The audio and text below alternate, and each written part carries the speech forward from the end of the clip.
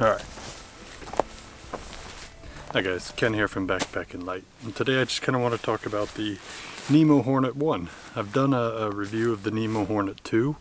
I really like it, about a 1 kilo tent, and I'm usually skeptical of one-man tents, especially from the mainstream companies, as it really, usually the one-man tent's big enough for a dog.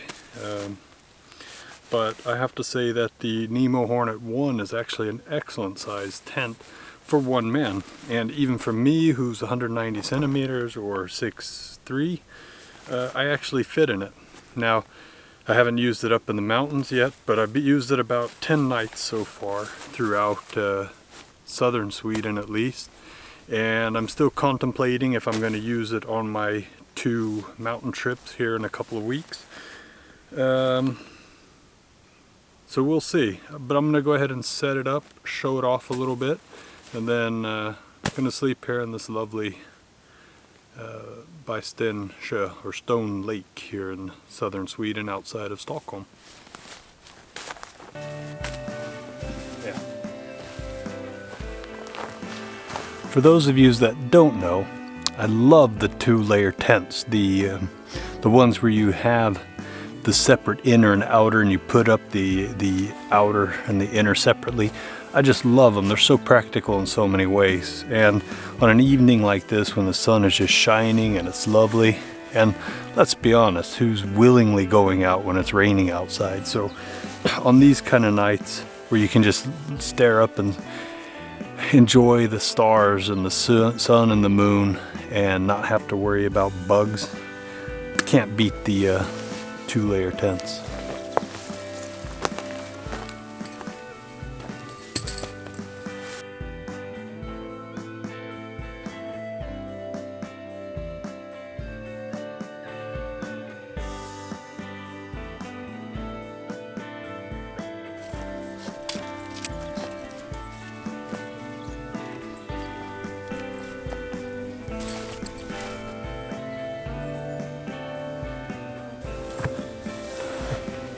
I actually just walked through Scotland in a tent smaller than this, and I thought it worked just fine.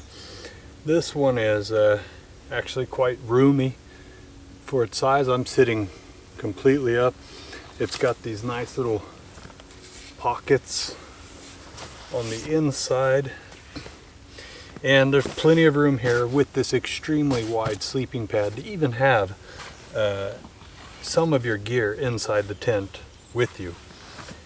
And that's not to mention just how lovely it is to be able to just sit here and stare at the stars. And I'll go ahead and show the inside here, and then I'll put the outer tent on to kind of give an idea of how big the vestibule is and how much extra room you get, the protection and so on.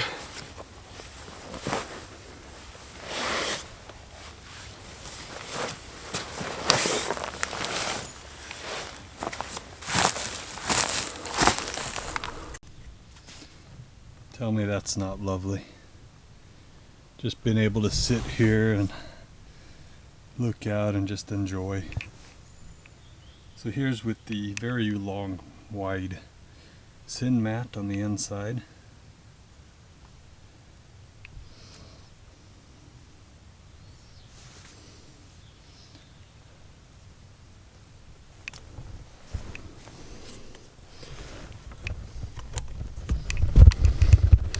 Yeah, so I'll go ahead and put the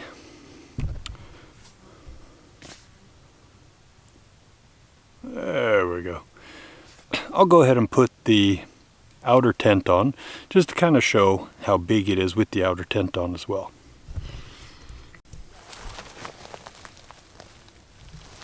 Now some of the finer details of this tent is I like these kind of things. Not all tents actually have the easy adjustable tie outs and so on. And you can see that rain would have to work pretty hard to get into this tent. To set up the outer fly. It's actually a pretty easy process. Everything has these little clicks and so on. So once you get it where you want it, and you're done. And I realize I don't actually have that staked in. Good enough, I guess. Now, here's one thing that a lot of people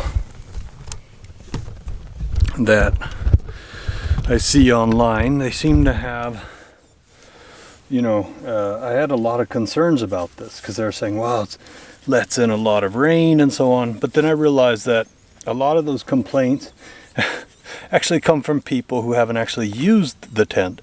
If you look more into the forums and so on, it's usually about people that are concerned about it, and then they sell it off as if it's actually happened.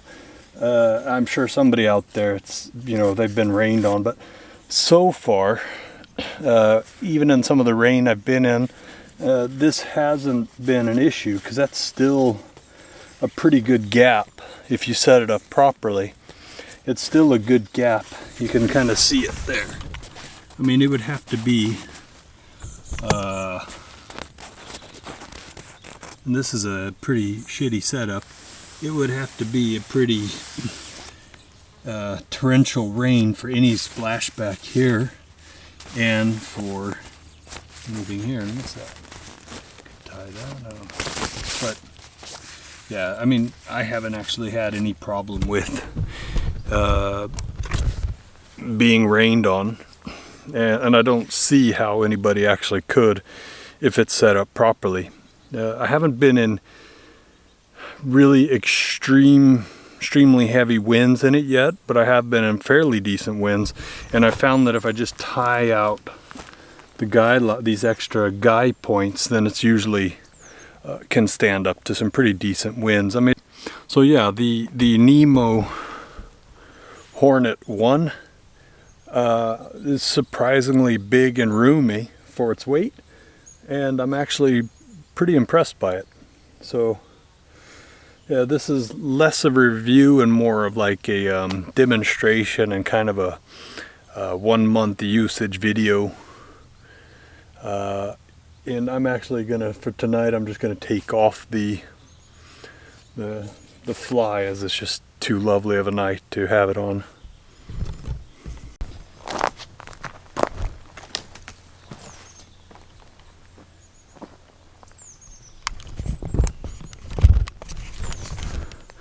This is the just in case you can't commit configuration. It might rain, might not. You can still see the stars, but you can quick and easily draw it down on you. So, lovely. Yeah.